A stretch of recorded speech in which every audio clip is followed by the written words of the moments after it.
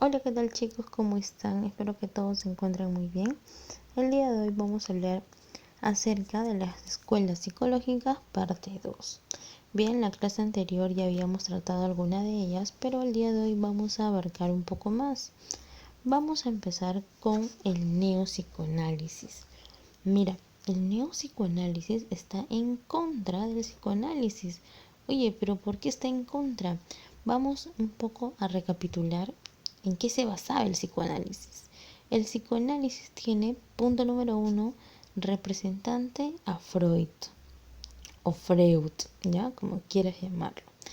Este psicólogo se basa su estudio en lo siguiente. Dice pues que la conducta específicamente de las mujeres tiene una causa, y la causa de la conducta de las mujeres está basado en cuanto a lo sexual. Por ejemplo, en aquella época, cuando se desarrolló el psicoanálisis, habían un grupo de mujeres, ¿ya?, que tenían cierto tipo de conducta, como cuáles, por ejemplo, empezaban a gritar, tenían dolores abdominales, tenían estrés, su nivel de estrés era demasiado alto, eran mujeres que tenían de pronto, no tenían sentido de realidad, empezaban a gritar, se empezaban a golpear ellas mismas, ¿ya? Entonces, a este tipo de conducta en aquella época del psicoanálisis se le denominó la enfermedad femenina de la histeria. Histeria. Decían que estas mujeres se comportaban así o tenían esa conducta porque tenían problemas sexuales, ¿ya? Eso es lo que en aquella época pensaban, ¿no? Y Freud va a aparecer y va a decir que la solución para este problema es realizándoles terapias, ya terapias, y que de algún modo este problema sexual puede eliminarse. Entonces ahí aparece el neopsicoanálisis y dice, espérate un ratito, Freud, ¿cómo va a ser que las mujeres se comporten de ese modo porque tienen problemas sexuales? No, pues, no puede ser así, dice Karen Horney, y va a estar en contra del psicoanálisis y va a decir lo siguiente, pues, ¿no? En tu libro te mencionan, no concuerda con Freud en la concepción de que la mujer posee una envidia del pene. Afirma que el inconsciente es de carácter social y como vivimos en una sociedad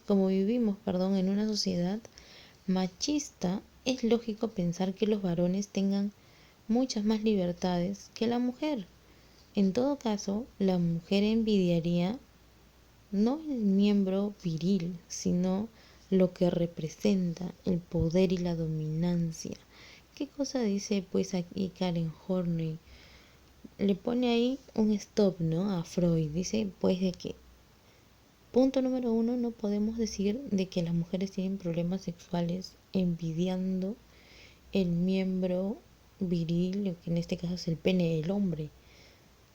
Karen Horney dice, tú no puedes tener este fundamento. Nosotros, o en nosotras, en este caso las mujeres, no envidiamos absolutamente nada, sino que nosotros envidiamos lo que representa, porque aclara y dice que en aquella época la sociedad era una sociedad machista, ya era una sociedad machista, por lo cual las mujeres no envidian, ya, específicamente el miembro viril del hombre, sino el poder que tiene y la dominancia que tiene el hombre o que tenía el hombre en aquella época.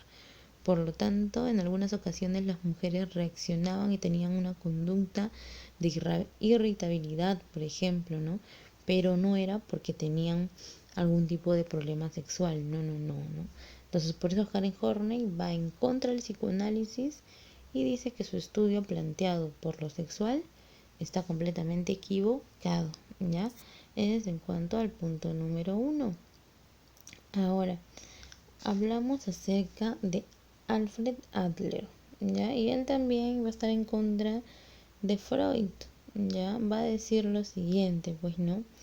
Mira, este psicólogo propone una teoría, Adler, ¿ya? Adler propone una teoría y nos dice primero, aquí en tu libro, lo siguiente, ¿no?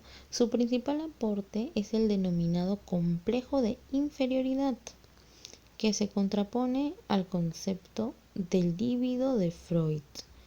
Adler concibe que el concepto básico de su psicología es el instinto o exigencia de superioridad que compensa al complejo de inferioridad del niño ante su entorno. Ahora, ¿qué cosa quiere decir con esto? Freud, punto número 1, cuando empieza a realizar sus investigaciones, dice que todas las personas actuamos porque tenemos dentro de nosotros una libido. ¿Qué cosa es un líbido? Es lo que nos hace actuar de manera automática, sin utilizar la razón, ¿ya? Sin utilizar la razón. Simplemente actuamos nada más, así como si estuviéramos utilizando el instinto. La libido es lo que te hace realizar alguna conducta sin utilizar la razón, ¿ya? Pero, ¿qué cosa dice Alfred Adler? Dice que no, que los seres humanos no actúan por la libido, o sea, por el instinto, sino que las personas actúan porque tienen un complejo, de superioridad. Quiere decir que ellos quieren pues tener o ser personas que se manejan, ¿ya? Que se manejan en cuanto a su egocentrismo, en cuanto a poder lograr obtener sus metas, en cuanto a ser personas perfeccionistas, ¿ya? Entonces Adler está en contra de Freud y dice que nosotros no actuamos por la libido y no actuamos por ser seres instintivos, sino que el ser humano, dice Adler, que actúa por tener un complejo de superioridad, es decir, que quiere ser un ser completamente perfecto, ¿ya? Perfecto. Entonces, aquí hay dos diferencias, ¿no es cierto?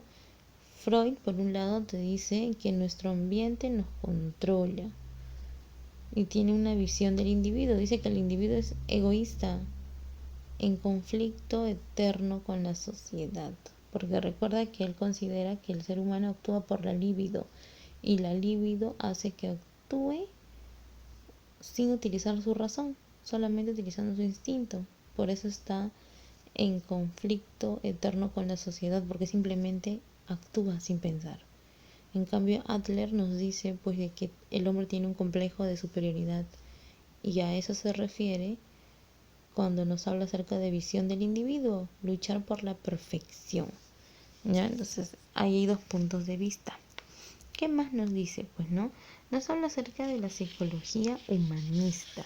Mira, la psicología humanista tiene el primer estudio y nos dice lo siguiente. Va a empezar a realizar la diferenciación en cuanto a los animales y en cuanto a las personas. Dice, diferencias entre los seres humanos y el resto de los animales, ¿no? Considera que se debería estudiar al hombre de modo individual. ¿Qué cosa dice la psicología humanista? Nos indica pues de que obviamente todas las personas, al ser completamente distintas, cada uno, ¿no es cierto? Porque todos no somos iguales, tenemos características completamente individuales, por lo tanto, debería haber pues teorías que estudien la conducta del hombre, pero de tal modo que las estudien de manera individual, ¿ya? Entonces, en tu libro te indican lo siguiente. En el segundo párrafo, por ser cada hombre distinto a los demás, como tal debe ser tratado y estudiado.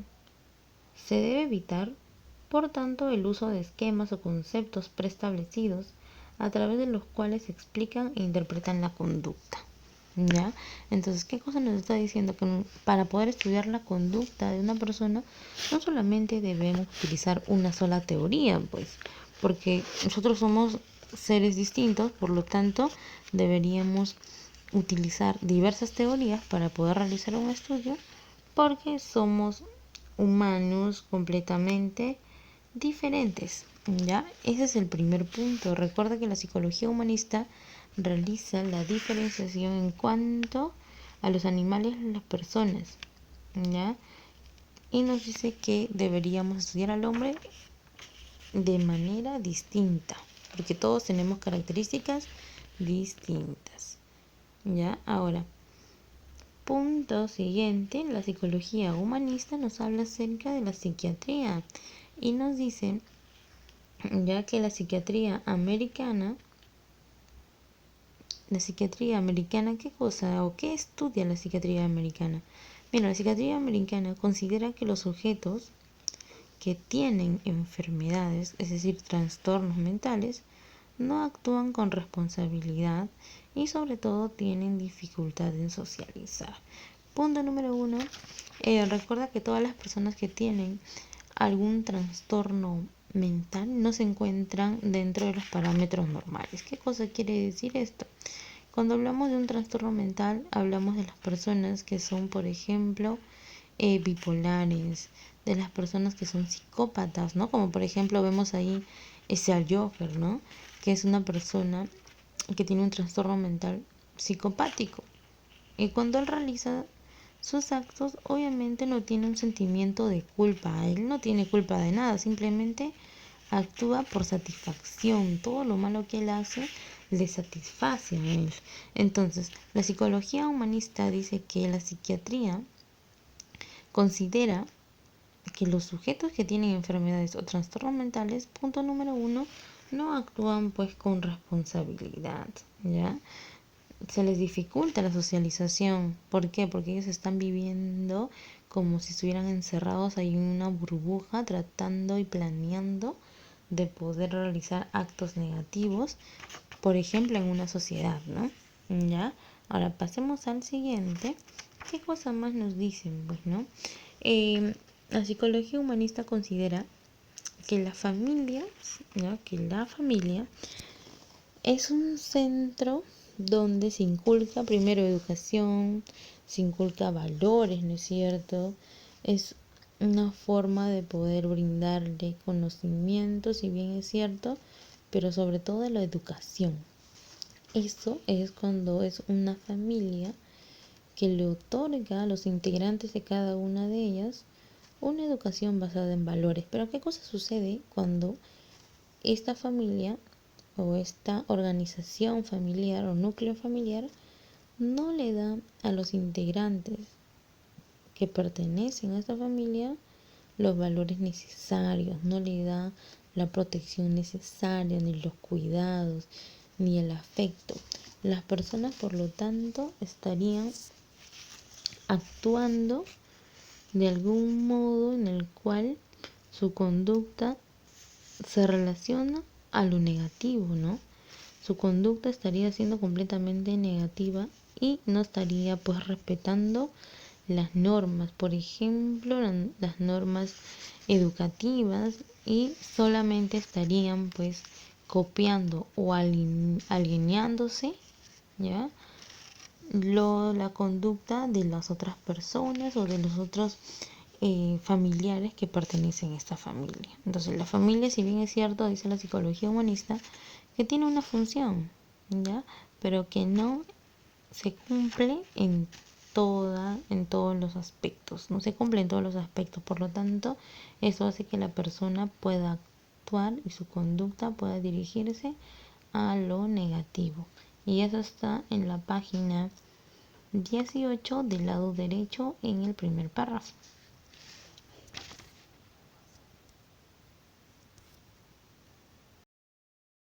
Hablamos acerca de la psicología, el cognitivismo.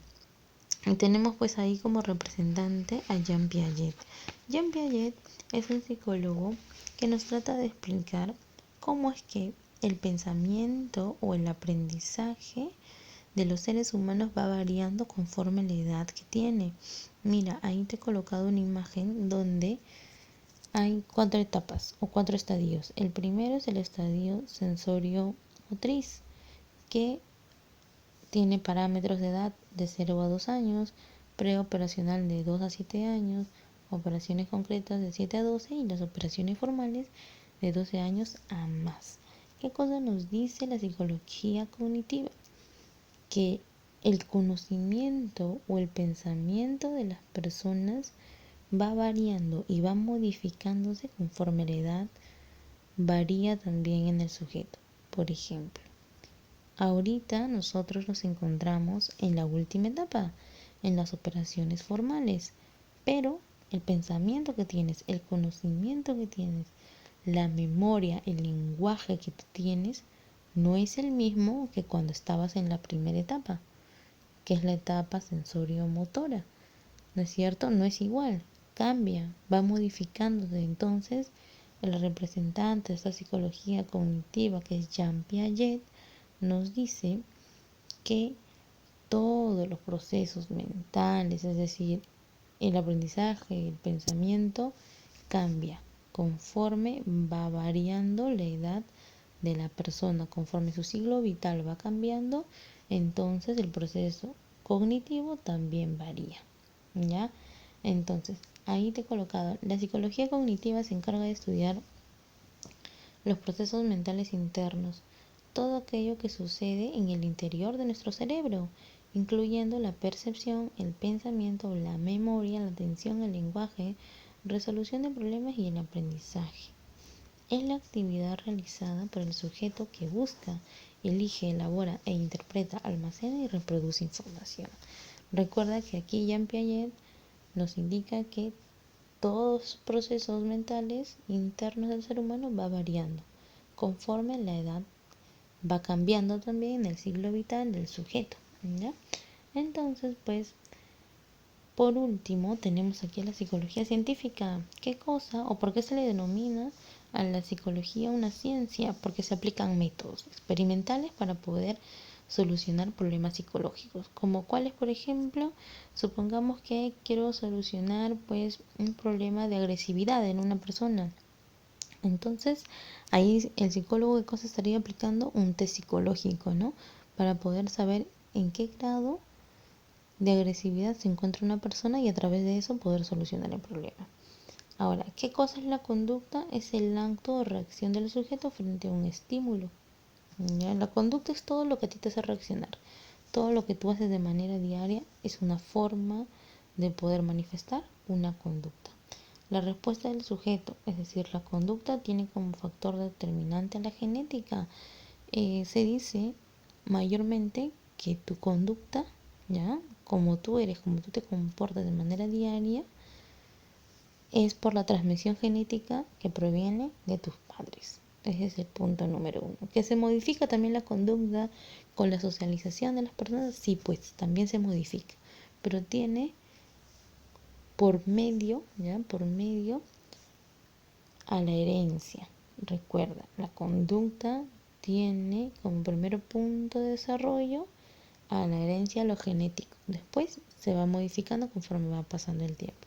Entonces, hasta aquí, chicos, estaríamos terminando bien con esta clase, con la segunda clase en cuanto a la psicología científica y a las escuelas psicológicas.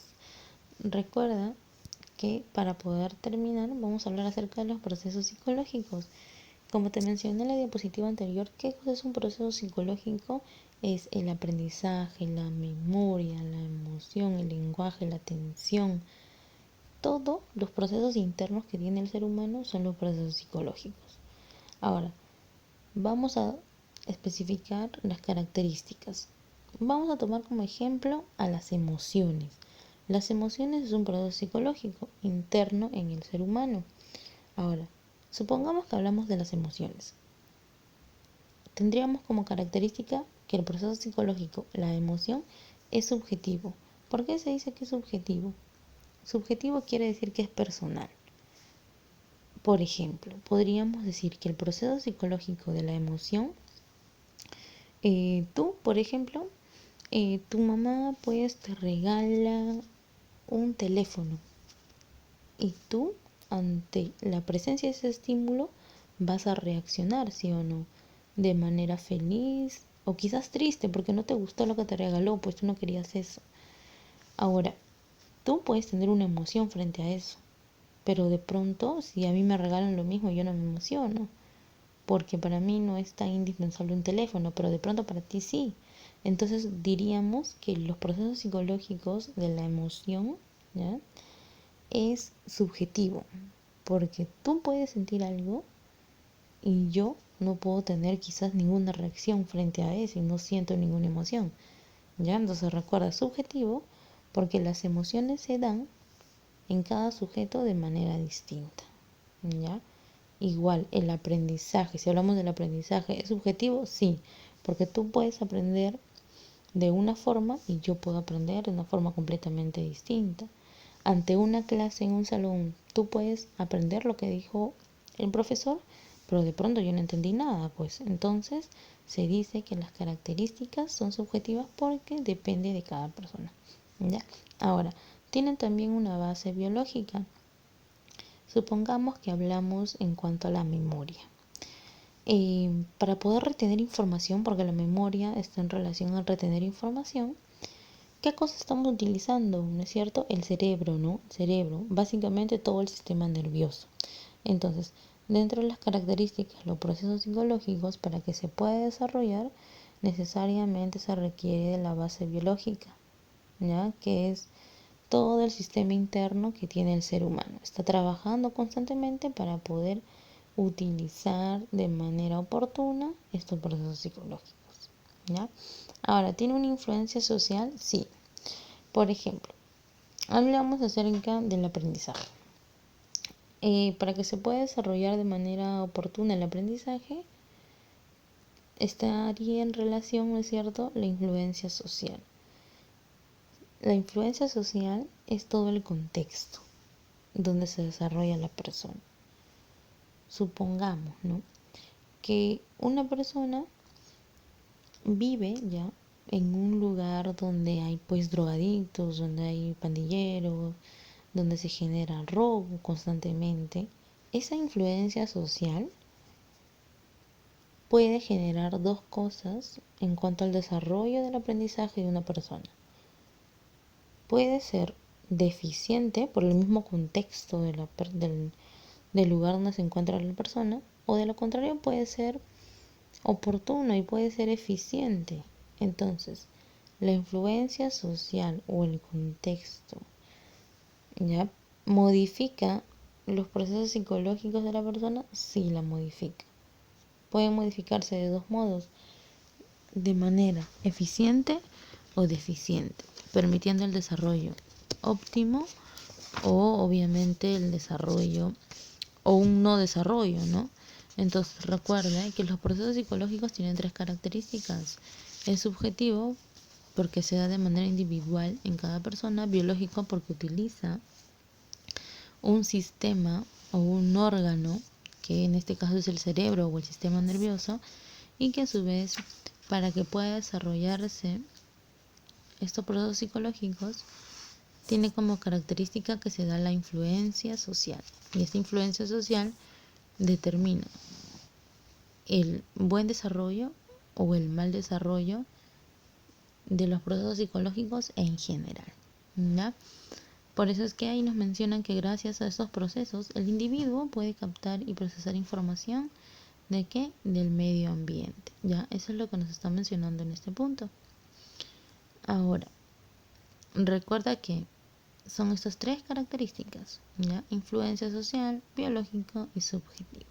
Entonces, hasta ahí estaríamos acabando ya con la segunda clase en cuanto a la psicología. Bien, entonces esta clase ya estaría pues entrando para la siguiente evaluación, para el siguiente mensual. Ya, solamente estaríamos pues avanzando hasta ese punto, chicos. ¿Sí? Conmigo nos estaríamos ya comunicando en la siguiente clase. Sí, cuídense mucho, cualquier duda me la hacen saber para poder ayudar.